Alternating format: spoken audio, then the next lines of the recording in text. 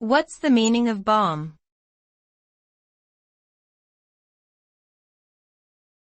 Bomb.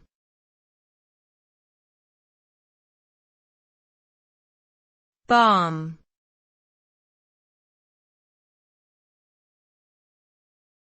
Bomb.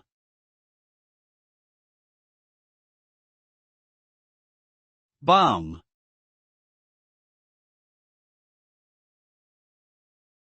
The word bombe has multiple meanings in different contexts.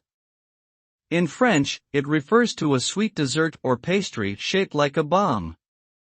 However, in English, it primarily refers to a device used for decrypting secret messages during World War II.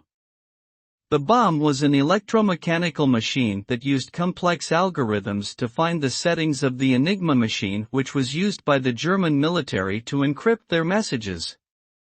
The successful decoding of these messages played a significant role in the Allied victory and is considered a major milestone in the history of cryptography.